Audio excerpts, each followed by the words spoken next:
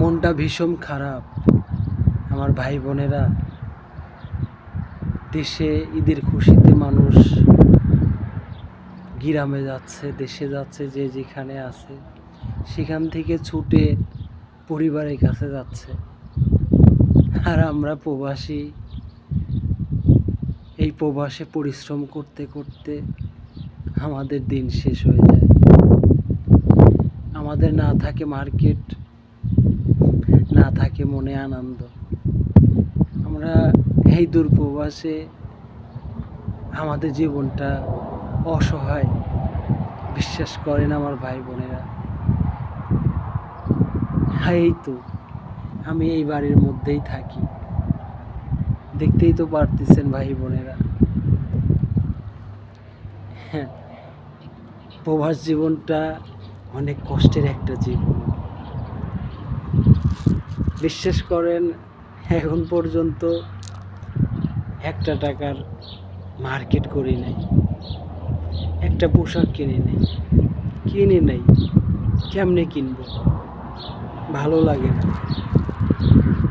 কিনে কোথায় যাব? কোথাও যাওয়ার জায়গা নাই।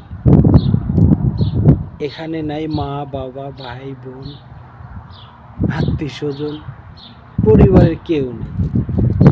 তাই আমরা প্রবাসীরা মার্কেট করি না। আমাদের ঈদ কি জানেন? আমাদের ঈদ কেমন? ওই যে ঈদের নামাজ পড়ে আসবো, ঈদের নামাজ পড়ে আইসা কেউ কাজে যাবে, কেউ কাজে না গিয়ে ঘরের মধ্যে ফুপড়ায় ফুপড়ায় কান্না করবে। আর অনেকে আছে কাজে যায় আর কান্না করে যে আজ ঈদ, ঈদের দিনেও কাজে যাচ্ছে, আফসোস করে। কারণ আমি আবার গাড়ি ডিপার্টমেন্টের মধ্যে আছি, তো আমি গাড়ি চালাই না। কারণ বেশিরভাগ লোক আমার আশেপাশে সবাই গাড়ি চালায়, এরা ঈদের দিনেও গাড়ি চালাইতে যায়। জানেন ভাই বোনেরা, কেউ ঈদের নামাজ পড়তে পারে, কেউ পারে না,